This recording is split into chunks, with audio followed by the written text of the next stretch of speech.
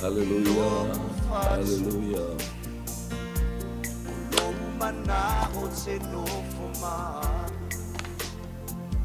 Ola Yesuya na evila umayai. Utapa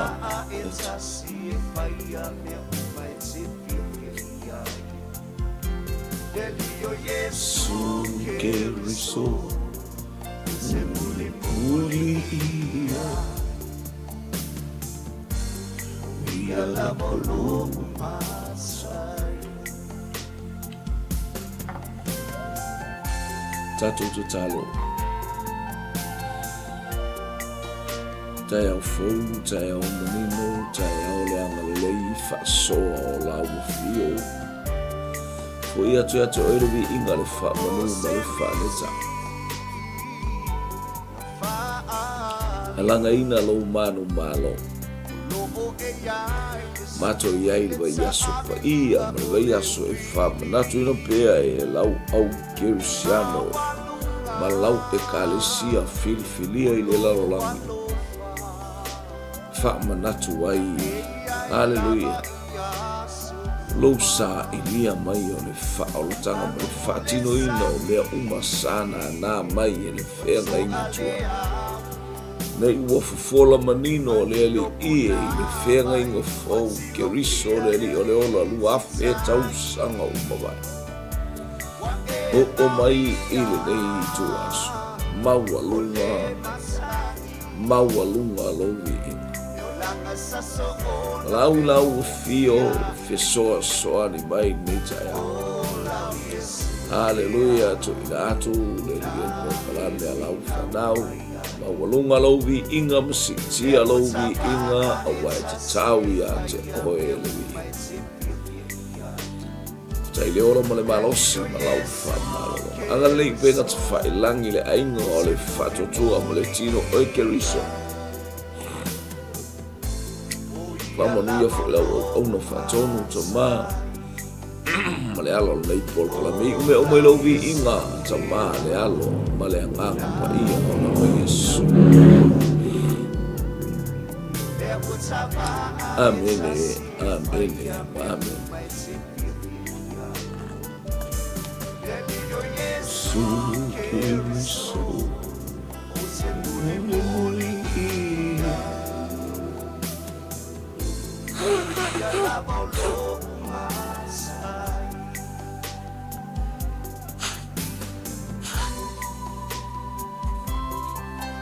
Fatalo o suafa manu malo lo tolo tele lo tato wali o Yesu ke riso ile ainga lo fato tuo nei vaenga o le tai au talofa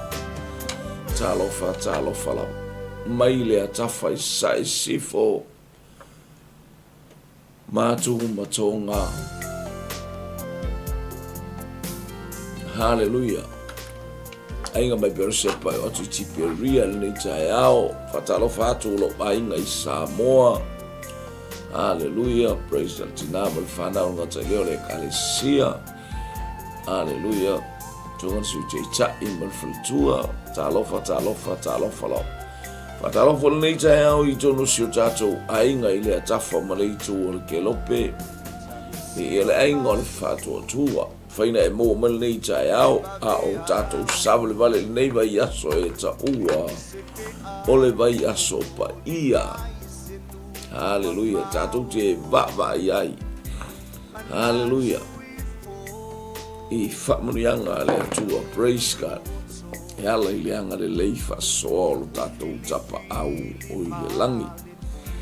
ia wa tai manuia fo in nei tai ao fa malolonga le li haleluia ia fo ina mo mai glory haleluia tai e foltino ma swinga fo io polo klame i tu tonu nei atuno ia le ngale le yo le tua ia le pa ia le tua praise God hallelujah Patalo watu ni sunga le fatonu. Sunga mai boe talofa. Taya o manuia. Ia malau sunga. Ia malau fo i le fatoa. Ia le li. Praise God. Ana ia le neiva i aso e se fo i mava i atu. Fatalo watu fo le tato.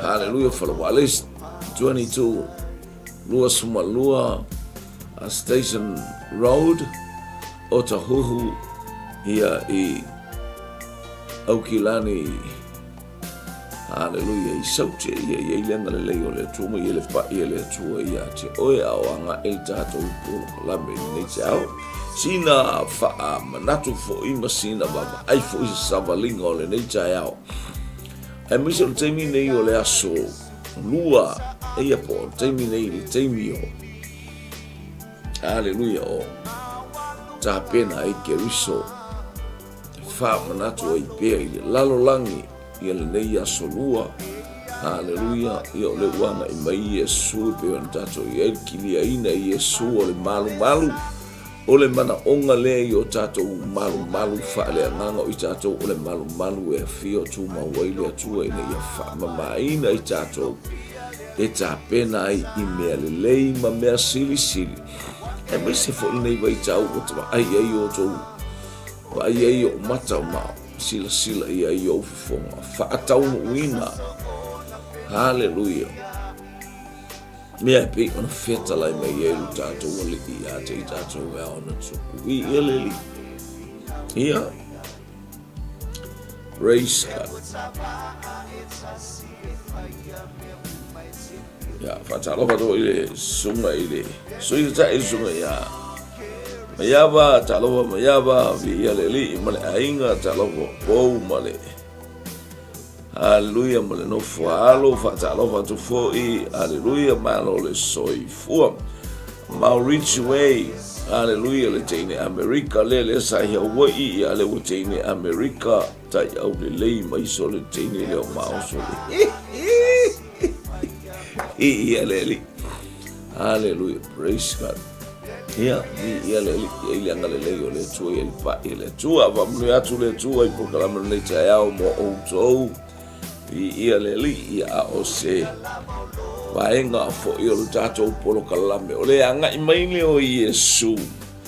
Hallelujah. Wo ia Yesu ile malu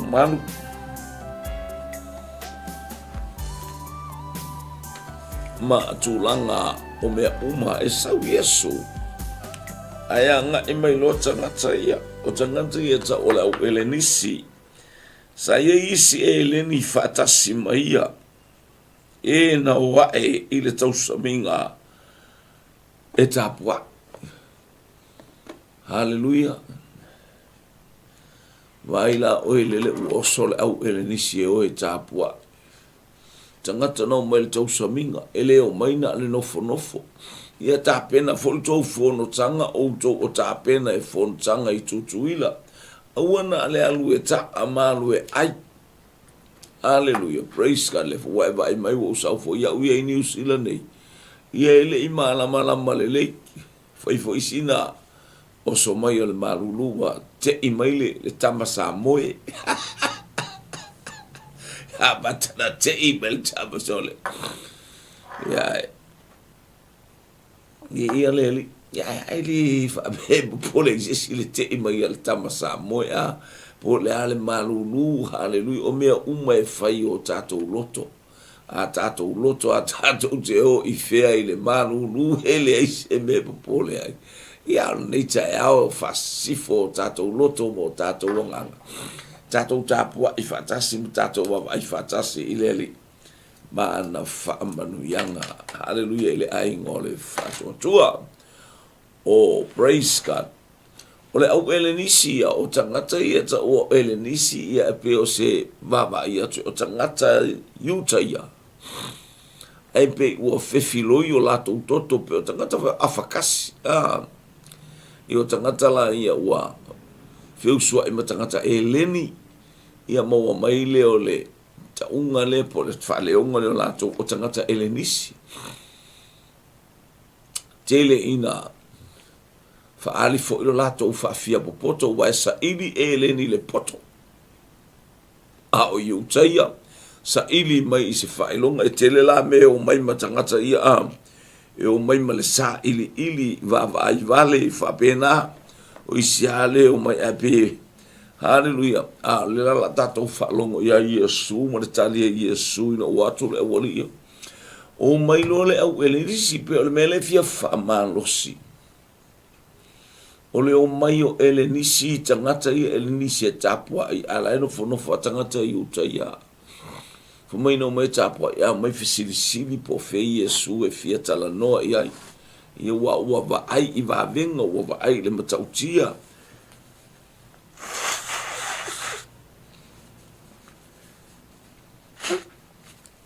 O le fa longo tangata. Aleluia. Ia Iesu i mea mo whaia Iesu. Le la o mai e fia ba ai matau le le mea tele alena te ala i titi atua i tua ma le matabu sultasi. O le fatu wina mai e Iesu o la salo. E maka kei le lalolangi e kei na ngā keimi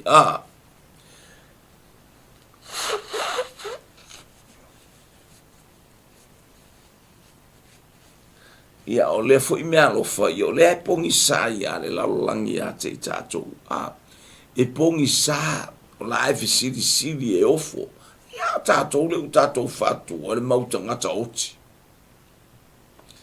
pe o le tala Iesu no fai atu le auso o Ioane na o mai e fisili o e fai ia Ioane ua pupula ta waso ta u iai me woutou wa ai iai na tuli mai e Ioane fa mai e o mai e se i fisili ia Iesu. Talofa pele, Roberta pele masina, J. Brown, talofa lava le nei taia.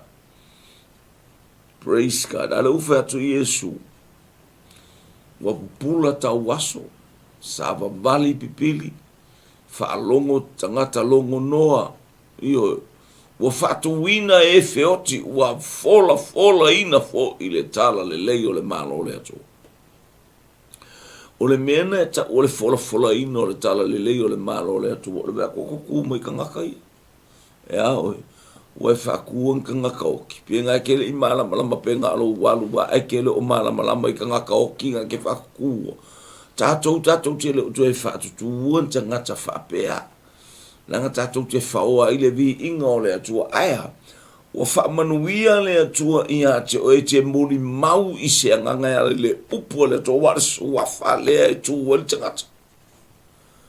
La tangata lai oti whalea nganga wa e mori mau wina i le upo le atua.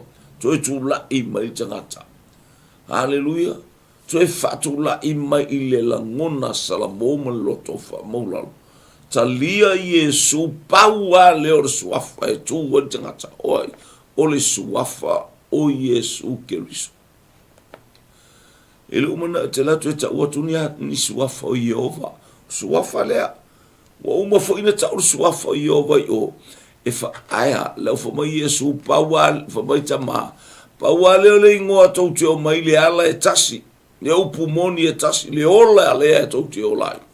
O le suafa o lo walo pele o Iesu Keriso. Le suafa ua whaasili ina e le atua pe ana mori mau iei Filipi.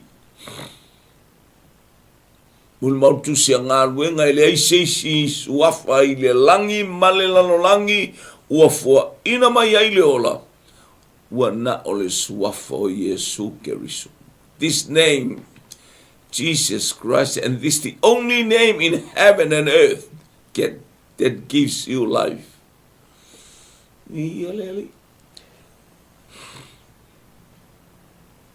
suafale le ua mai le au ele nisi o mai e tapua. Haleluia. A o le fia o mai e fia ba ai ma pa i ma ia Yesu faali mai o lātou tangata. Haleluia. O le wala tau mix faatasi o tangata i utaia e langa o tangata ua no nofu ma tangata e leni le la o mai ai. Wale o mai e faali so lātou poto po le afontulang.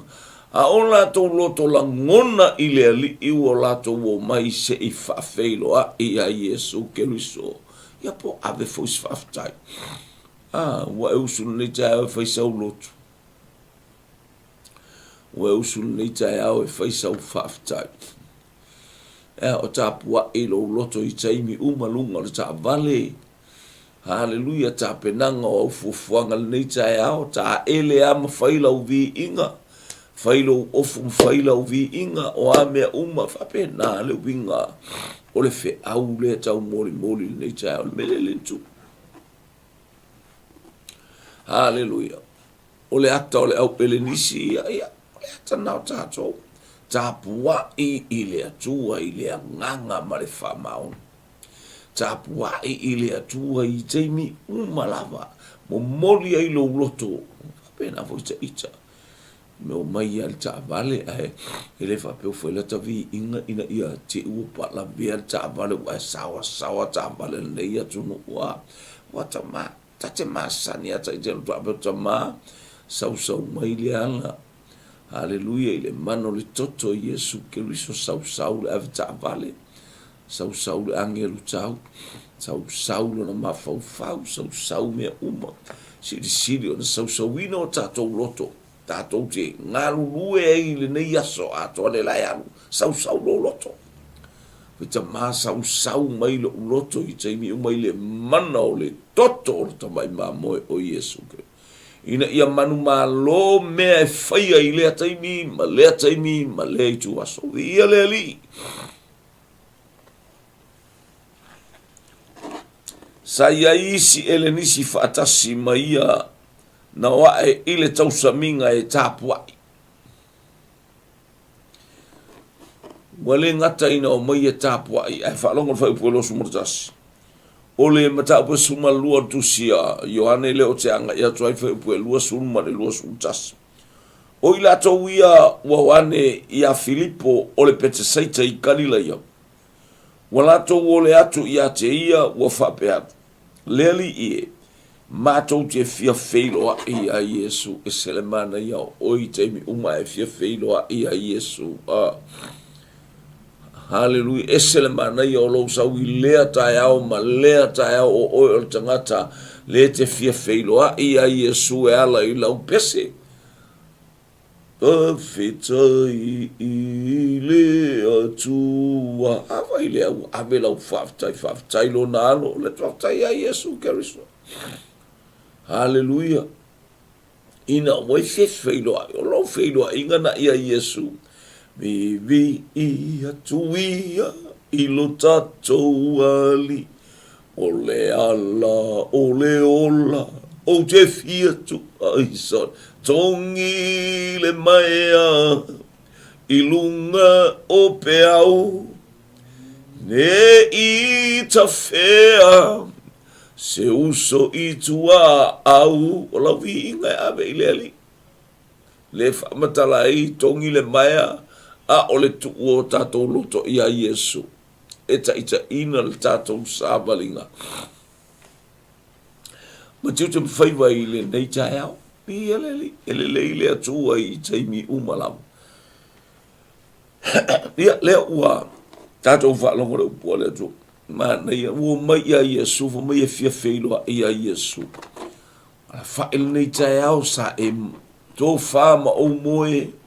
Wala i whangunga le lei tapa. Tapa i le vi inga o le atua. E sili le atua. E sili le atua. E ifo ia i le langi. Ma le lalo langi. E sili le atua. Whaiwa venga le atua. Whaiwa venga le atua.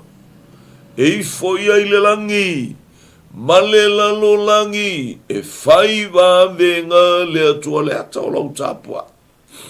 Fia feiloa ia Yesu o mea o mana tātou te fai. Hallelujah, tūru ta vale vi ia o e ta maa whaftai ia sau man ta vale le mana o lau toto. Fa feiloa Yesu o ia ole. Hallelujah, tali o tō mana onga mo tātou mana onga i lea taimi ma lea taimi. Oh, praise God, hallelujah, hallelujah. Ona aluane leo Filipo e ta watu ia Anterea. Ona ta otu ai lea e Anterea ma Filipo ia Yesu. Ne ua feo fofua ai le uso. Hallelujah. Ia utalutala noa. Iyo e se languna fia fo ila e whaalongo i stangata sau ia Yesu po sau Italia Yesu po stangata o le ainga. Hallelujah o keriso. Ia lea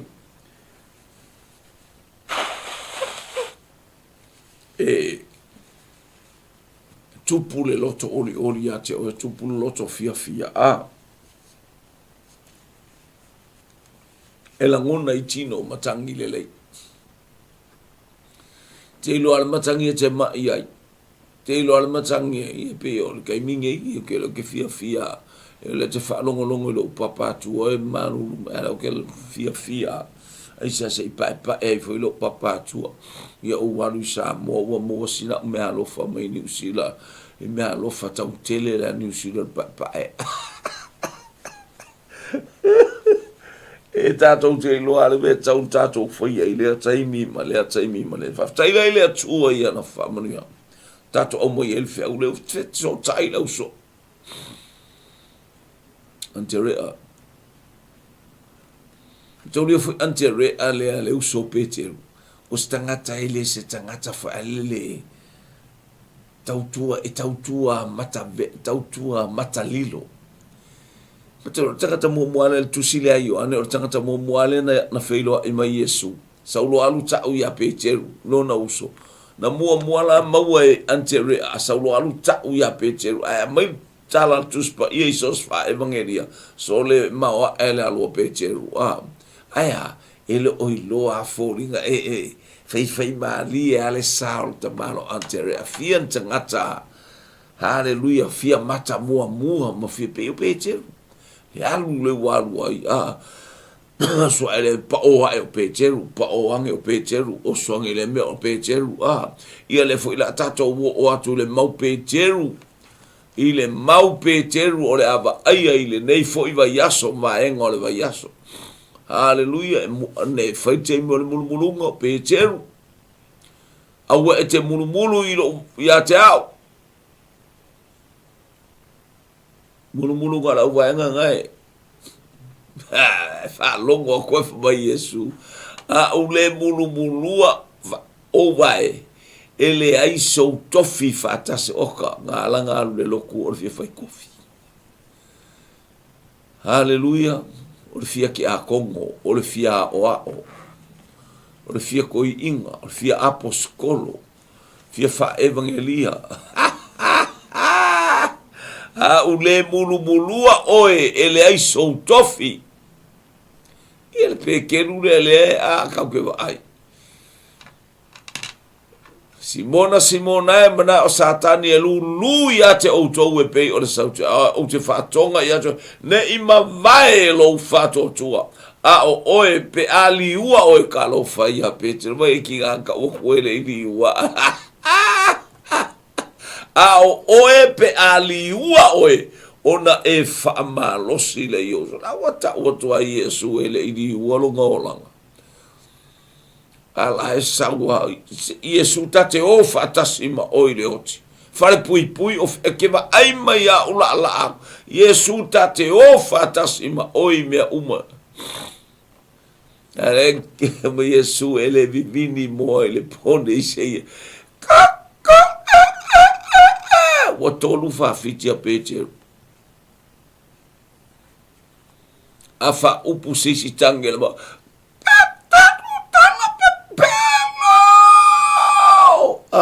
ele o ele specheru ele o ia te o to inga pecheru le over totala ia he le se fatu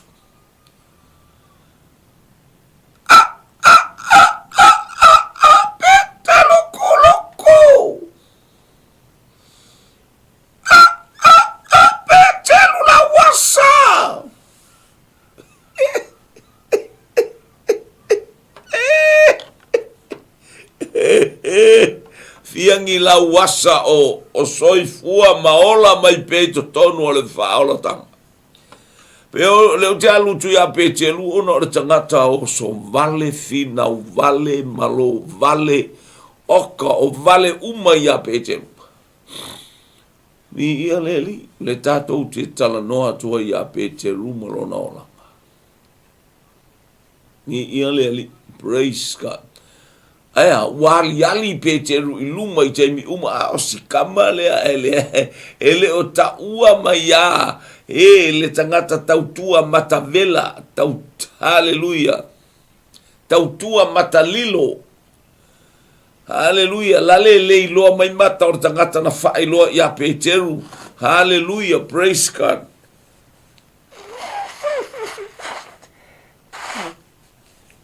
Yesu Keriso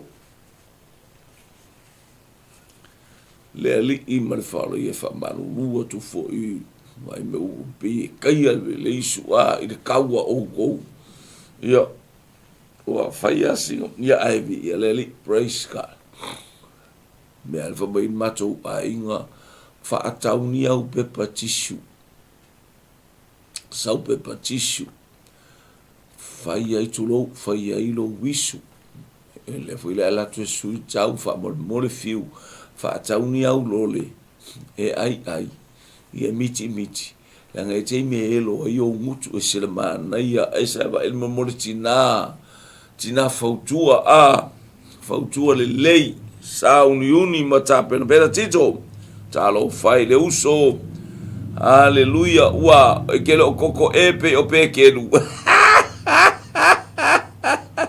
talo fai le uso ia famanu ia le tua I lo wanga I mele tai au al tua fine Miriam Asimaika talofa ile teine lea mai New South Wales bi ile ali Roberta Pele Masina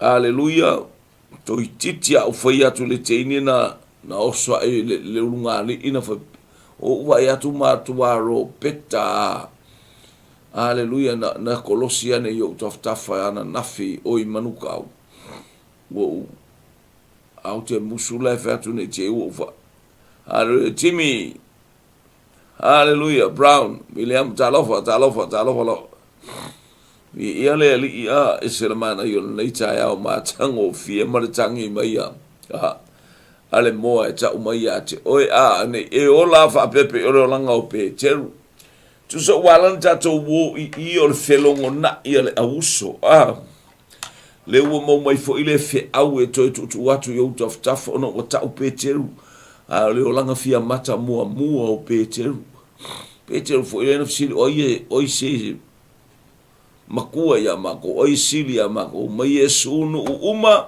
e fai o lato ali o fio mai lo fionga le ku bu fia fo muiga a fio mai lo fionga le nga vo kaua io e fa pena ia tu langa onu uma fio mai oile kaulangi a fio mai le ainga sa wala a fio mai ainga sa mare fa no o tala ya Yesu e fa ma o nu ese wali ita ilato o tato talia leli haleluya ai se fia mawalunga mawalalo ai se fia mua muli ai se fia sili fai ma o to au ona tu ungal fana wale atua tato yai praise ka ya pawal me le fa po tato fa pe all fa fe au tai le tato le tu sa tato a wale saula tali o tangata hallelujah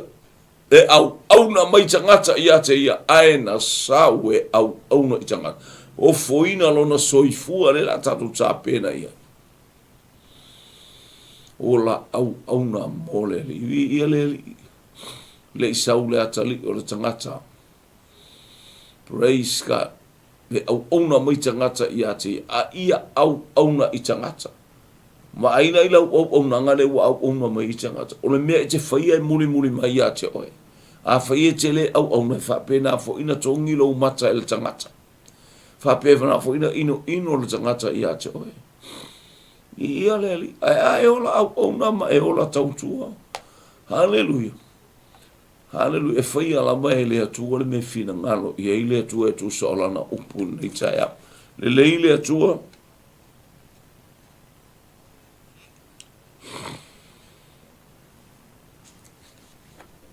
Ia e se le mana i o le tatou ti le au ele nisi a. Ma le ato le au ali ia. O ante re ala le nfa matala o le uso pete. Hallelujah, la wali ia le talaluka o le wali ia evangelia uma na mua maua pe teru i le au faiva ia na wala au Yesu le au faiva a o i le teimilia ia o antere ale na va ia to sau Yesu ai fai mai o ane le baptiso fa auta i le mamoe le atua na te ave eseina hanga sala le lalolang. O ia e tupu pe a o au. Tau wau ina iti. Alu ilalo oe, otil tangata. Crucify the flesh. Hallelujah. Kill the flesh. Let Christ grow up. Hallelujah. Increase in power. Aya itato. Fa mawalalu iluma ole atua. Ia leli. Hallelujah. Le val pole o te vea tu le tala noa mai e se o tua fine le asole. Tale onu. Te o tua fine le o teine Australia le inu i tato porkala me o Miriama Smaika. Ia le li.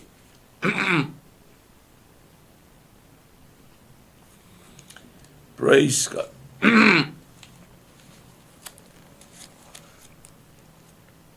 Hallelujah. Praise God. Wa tali atu Yesu ia te ila ua. Wa whape atu. Wa o mai ona po e o aile atali i o le tangata i lona mamaru. Wa o ta o ia Yesu, e watu Yesu. Ea. Kou whaalogo la ile atali i o le tangata. Wo oina o mai tangata i ma o fea aisha mo whaalongo i le atali i o le tangata. Ili mata upuare le whai upe tōru sumalua lai whapea mai tuspei. A whaia si itia a unai le whonga ele. O te tō sina mai a nganga i atea. Tala no Yesu ilona maliu. Ilona tau i le satau. Hallelujah. A whaia si tia unai le whonga ele. Ele ngata fo ilo na tau i le la au. Hallelujah. Ona o ata nga sala. Ona o a uanga sala. Ona o anga sala le lalolang. Awa awina mai e Yesu wanganga umalaba i ate ia. O mai i le tai au nei. The very moment. O mai le nei tai au. Pe a o mana tua le mea na whaia i Yesu ma. O te leto i fo i ai. Upuna o le tasi o pese e se na mata ngofi. E ao na tatou mana tua le mea ua whaia pena, whaia ke riso i ate i tatou. Whaau au pea mea le lei tafe mai puna mai, ma mai e tele i to tonu i ate o i to tonu i ate au. E pei o la ke riso. A whaitou te tua mai i ate au. E tafe mai vai e tele i to tonu i ate au to. Ya le vai o le nganga pa i ala SS. Tafe mai ai le alofa. Tafe mai ai le ono sai. Tafe mai ai le file mu. Tafe mai ai le sao loto. Tafe mai ai le fai a inga le lei. Tafe mai le ustai matua. Tafe mai le fai matua po le tausi matua. Hallelujah. O vai e tele tafe mai to tonu i ate oe. ele to iai se vai fa le tonu ai se a wa uma na tatala le asini dale wa fio atu wa Yesu hallelujah le asini lea praise God na fio ma Yesu ile lalangi paua leo le mena sa wa Yesu ia tatala le asini e malanga ai hallelujah le anga le asini le taimi o le amatanga o le polonga o le atau i samae ai fa mai pe no fa ilo atu ya te oi walata ina tau o atu hallelujah le toi tu o Yesu le fa pe ai fa manuanga Yakopo ia yuta mata upu e fasu mara iwa fai upu la es furu tasi olo no noa lana asini lalo le vine olo ono noa lana asini ile vine hallelujah o ai le no ia yuta a olana asini o Isamaeli o le atol tangata ua polonga wano nofo fatasi waleto yaise yutaya le aises se eleni waleto yaise malosi po se vai waleto yaise mau oa hallelujah po o se mativa aya ua tutusa tangata uma iluma o le atua moli mau le tusia Isaia e a ai faatasi le leona ma le tamai mamoe o le luko ma le tamai hallelujah ma le tamai oti manu sawa ma le manu file mu o le ata hallelujah o le olanga sama tiva sama mao ese a lele ua fo imai a e taita ina ele tamai titi o ai o Yesu Keriso o le ata o le whaolotanga o saunia e le tamaititi o Yesu Keriso e vi ia i le suafa o lo tato watua i le langi le tama le alo ma le anganga pa ia leli ele o savali meli tangata o tangata i lona manui tau atu Yesu o ile taimi e whailo atua ile mamalu ma le matau te o mai tangata e fia wa ai tangata e tali tonu ma le whamaoni e pei o le tala al tuspa ia ma le whata oto a Yesu hallelujah e o mai whawhine tali tane ma te lona e la tau te o ile malo le atua e ka alofa ia ke o kou le whai mai kou kola ma o kou pelau i la tano na au wharasaio e o mai tangata na le angana whaalongo ia Ioane Masalamo aya outou o frasai o mala utusi mai tātou tangata whaafia popotolo o ia ili soifuanga nei hallelujah tātou te o ile afi ma se oli pe awhai e tu mau pea lo tātou whaafia popoto talia Yesu e whai mauari so e whaafou le maftanga hallelujah male nganga pa ia e ala ia Keriso Yesu ile fai unga o tātou sāwari vali atu ai o le nei aso. Tātou wawa i atu nei aso. Talia Yesu e te rua maafuta ile nei tai au. Talia le ali. O lana upu tātou te whaalongo e mo tātou whaalongo i ai ile a taimi ma le a taimi. Ina ia iai pēa na whaamanuianga i lunga i a te tātou. Wow, mala wenis. Eu fatu Yesu o le mamanu na leo au ina sitia la lo ile langi Yesu aya hallelujah la lo tau faisau tangata sa pongi sa hallelujah hallelujah mai o esa pongi sa la le o tau fetuli mai la le o tongo le mati o fo i mai utaya hallelujah o le lalo langi hallelujah o pepese ile ali i mafo i mai le suafa o le li. Hallelujah pe o le ali tu e ngatalia le tali ai. Alaua e va ai ua fo i mai ma alanga ma pese ma vala au le suafa o le ali.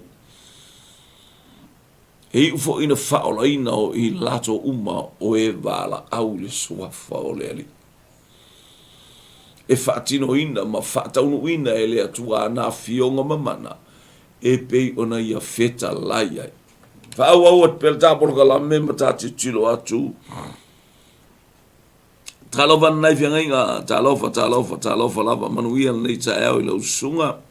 Whamanuia atu le atua, talofa isi o ua fine. Hallelujah, le malu. vatausilī talofa la tapele. Haleluia o a maila o tiuti nei te au whamuni atu le atua mo. Oe talofa tala lelei. Suni una, ia o te leo ilo pole whaletua leo. Te ilo pole whaletua leo sunga ia tito tala lei ia e awhai SS tala lei ia wha talofa langa o le tino o keriso ma le ainga o keriso. Haleluia, wai ana no whai atu o nei taun whai u ia tito ia lua iwa a le suni ula. Hallelujah, praise God. Hallelujah.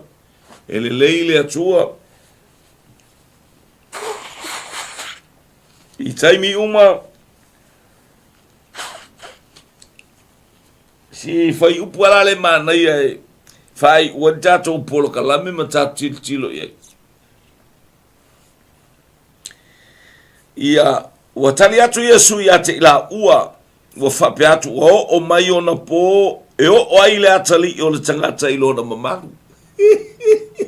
Vai ia ele nisi lale ua mai le au whawhia po poto ia. Wa sa ili mai eleni i le poto. A whaila o tangata ia no nofu por tamalo por fine eleni. O la e o mai ia ma le whawhia po poto eleni. Au e te sau whawhia poto i le eli. Au e te sau whawhia poto o mawinga. Pe tau sa ili le upo le atua pe ala au ngai le whaifi au ma le whaifi au. Whape ui e le kukusa manaka ko whaifi au. E le tutusa ma le io e le i e le o se la unga wha alele a fiu le whai atu e whatu. Ona o se whaifi au ta uta ua ale o te whai atu le whasoa mai o le upo le atua e o la ilo uanganga. Le o ke se a kua i ake oe. Hallelujah. Piano vai atu o le poto le au mai matangata elenisi. Le anga o le nuu leo eleni o le fia popoko ia. Ia mai popoto atangata. Ai o mai ala e mana faali mai lo poko. Faali mai po la faali fianga ngai o ngai fianga e io e vape na leo lang. Mai lual mata upo ai lual konito mata upo tolu. Le o mai ai faafia. Fa ai loa mai o moso mai a konito fenga o ngai kou kamanga. Fai faali mai on kuspas. Leva mai paulo o yo tito e faali atu fo ini tu si atu. Koko ke lo mala mala. Nga kou feola au kumu kusi pasinga o ngaka ya kio ku. Le ai. O lo tau fatu atua ile upuno mori mau watu na tau watu ya te utu. O le upuna tau watu ya te utu. Wele se. Ele ingi au kusi ngani paulo mea o kou wala kusi. Nga kou li liu mai i kusi pasinga. Le ina tau li liu mai lo tau fatu atua ile upu. Na au mai ele i e fola atu ya te utu. E ua tau li liu mai ile i kolonito. A waya ale tusi. Hallelujah. E fasi oti. Kalangore kula fongo. Kalangore kusi e fei mai ai. Pon kus pas pon ya. Ale e ale tusi e fasi oti. Talo no tu la fongo ke oki kula fongo. Hallelujah. Whaalongolong mai fo ele te malosi mai malori tu la fongo. Hallelujah. E te oti le tu la fongo. Ai te ola ile fato tua. Hallelujah. Ile nganga pa ia. Fato tua. Fato tua o lou tali tonu mausali ai lo tali tonu masarsal. E te le ola stu la fono. La gole fata unu wina o le tu la fono. O Yesu o ia o le tu la fono. He is the real Lord of God. O ia o le tu. Ale fa Yesu. Nga aleluia mea ngai le kula fono. Wai le tu la fono e. Bisa pe. Ai fa Yesu nga aleluia mea ngai ai. Tasi o le fa o le vau o e male atua ia e lofa i lo watua. I lo loto ato malo wanganga ato malo malosi ato. Lo na lua alofa i le lua te tua. Alofa. The foundation o le fa vai o le malo le atua. The foundation of the kingdom of God. Hallelujah is love. Hallelujah. Alofa i le lua te tua o i a o e malanga. Ni ia le li. Nu la leo e le ni e fia te le nu i le poto. Hallelujah. Ai le amatanga e tilo e nuulea. Ina watula i mai alesana le sili.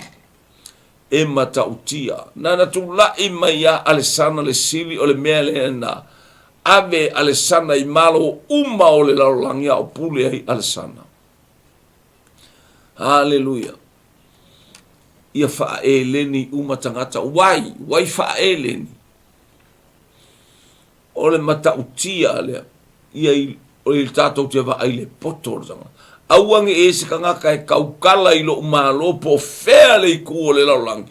Le ua koe o a e mai e me fa e sa fai e ni marota.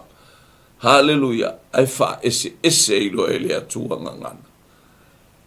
Hallelujah. Ale mana onga o le tupuo ale sana. Ia tasi le ngangana. Ia lua e fita me tautatala I tangata. Awana I tautala atu ai fa asa moa awangi kaukalaku ai fa Papua awangi I kaukalaku. Ia tasi le ngangana e leni. Ia le aise mena I le poto o le atunu. Ina ia awana ia isesi nate fo ua le malo ini ona la ngona mani antala e tautala e le malamlama I fika e le malamlama I kakaka e rengi kala. A sau I utaia faa e leni. A alu I Samaria faa e lengi. A alu I Galileia faa e lengi. A alu I Yoritana faa e lengi. Eufirate faa e lengi. Aikupiko faa e leni. So se vaenga o le lalolangi Asia. Hallelujah. Afrika, Europa e leni. Faa e leni. Ni leli.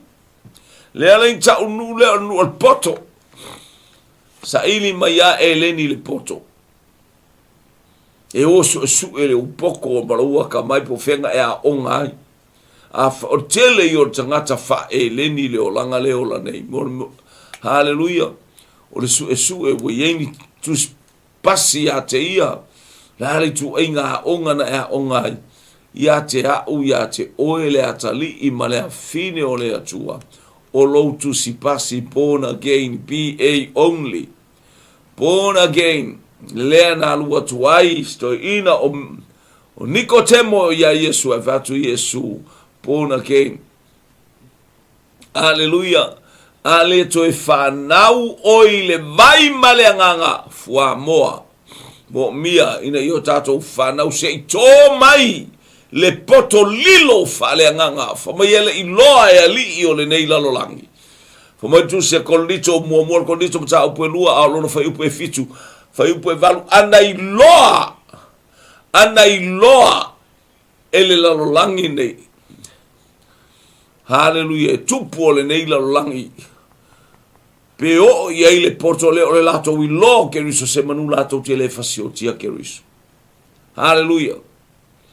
A wasaunia ai le atua ke riso ina ia. Fai o ia male to tongi a tatou sala. Le la tatou fa umai tatou polo kalame. Fa mai le o le fai upu lea. E lua sumre fai. Moni o te fai. O mai ona po. E o ai le atali o le tangata I lona mamalu. Fai mai lola ia le o le fai upu lea. E lua sumre fai. Moni o te fai atu ia te outou. A fai a ele pa ule fua le seito ile e ele mapala. E tu mau pea. O le mea e tasi, ai a fai e pala o na fua mai ai lea o fua e tele vi ia le ali. Ta moa.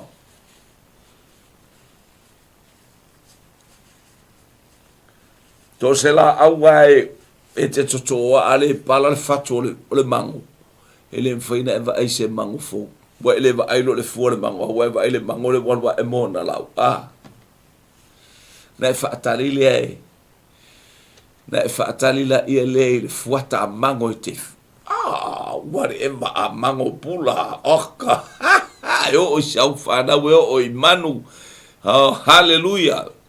O le vi praise ka whapena a le pala. Le fatu lea. Sos tu ainga fatu. E te tu ua le pala a le pala le fatu o le kapisi. Te lewa ele tongo mai ele kapisi. Whapena no wolanga malo wolanga. Olo tala noa Yesu I lona maliu. Olo tala noa Yesu I lona maliu malona toi tu manu malo. Lea tole tupu mai. A whaia si tia unai le fonga ele.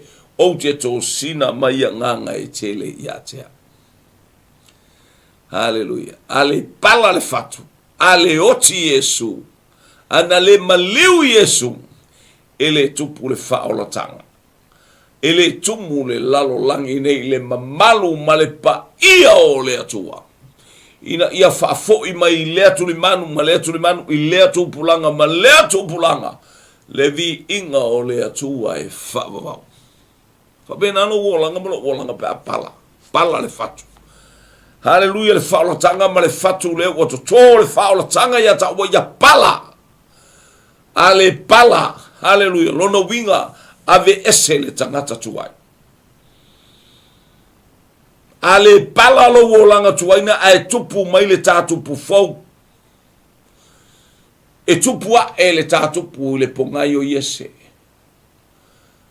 Ai tupu mai, ai tupua e le lala au le pongai o Iese. Ai tupua e le tātupu iona. Mai fea ua pala. Na whailoa mai a Isaia le maulea. Ale pala le fatu. Ele tupu se mea lelei.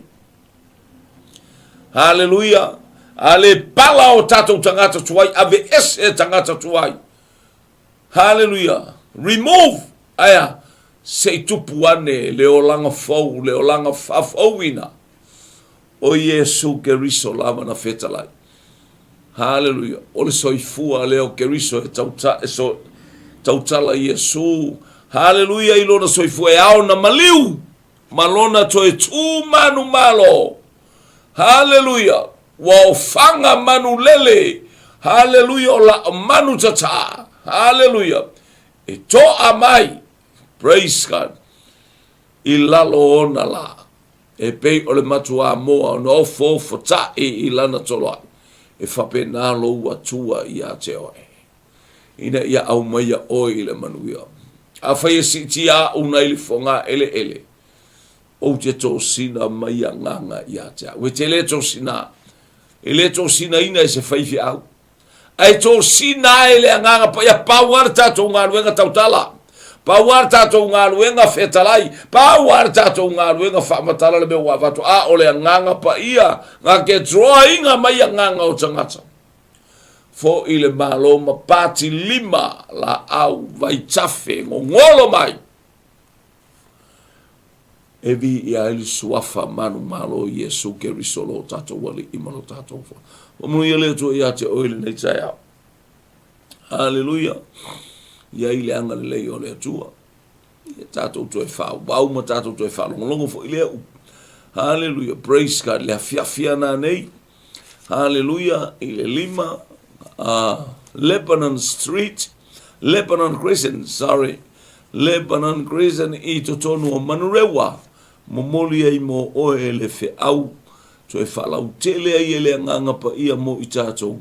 Haleluia mena whaia i Yesu Keriso i le asolua nei. Haleluia mata watu i Yesu a whaia si tia o le whangai. Mori mau Yesu. Mori mau Yesu i so setasi. O lou si tianga na o le suafo i Yesu. Mo ua fio Yesu i rangi pat continually mori mau. Whaau pēr la tātou mori mau. Talia Yesu. Whaimali i ma whaola. Haleluia i o tātou walanga. Tamā. Alumale afi, alumale mana le fe au la utale. O se whalongo le reita ea o whamanu ia le ainga o lau whanau. Le ainga o Keriso i le ia fo ia te oe o mātou loto ma le whamaurana. Vi ia oe le reita ea o. Praise God. Ia. Toe. Whaftai atu o tātou ainga mo mali tātou polo kalamene nei tai ao. Hallelujah, hallelujah. Praise God. Whamanuia te lele atua i le ainga le whaiatua tua. Ma iawa fau nā tāno. Hallelujah. Ia vi ia lele ia lofu te le atu i le. Hallelujah. Whati apoli ma le whanau. Vi ia lele nei whiangainga. Hallelujah, hallelujah, hallelujah. Whamanuia te le whamanuia i lau sunga le whatonu. Mole opi ingo le tātou wha moe moe le ne yaso. Ia ile anga le leitito, manuia lungo le tāwale, manuia lungo lo awala. Hallelujah, mawani au pāsese se tele. Hallelujah, whai manie, au e te mata mai tonu le tāwale, ma awe le tāwale. Ia alofangia ele atua o wala. Le manu wa lesi wa tausili. Hallelujah, praise God. Roberta pele masina sunga le fatonu mole anono e o tatou ainga o le faina o maua atu auto ia anga le lei atu le Tuutuulima le afi fa iunga na tatou pol kala me le nei afi tai au no isu. Amen. Amen. Amen. To God be the glory forever and ever. Amen.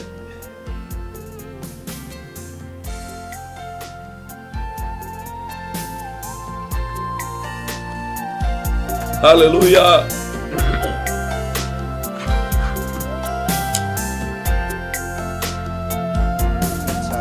Trong kalame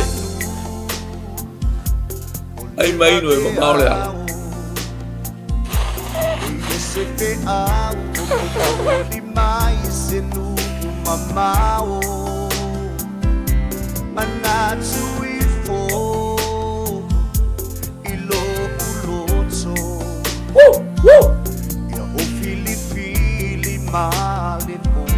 Hallelujah. La tafe ngai nga na o io e ya e muta onolo walofa e pele ilo ufatu lo mana o te no foma o la Yesu ya na 𝚘𝚘𝚙𝚢𝚑𝚝 𝚘𝚘𝚙𝚢𝚑𝚝 Yo.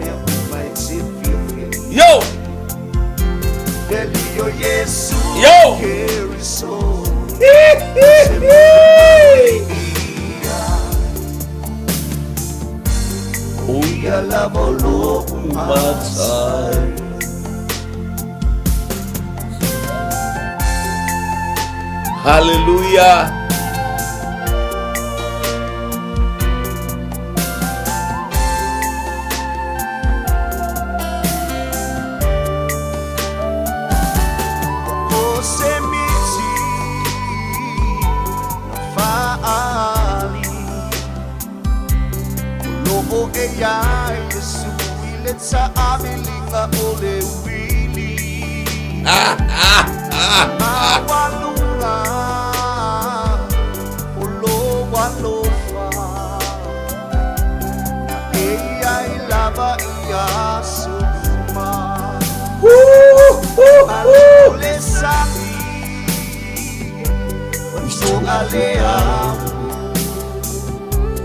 Manilo puna vai wajilo fia reality sai.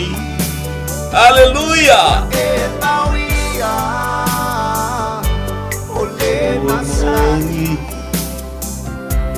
Loranga safa afenumia I.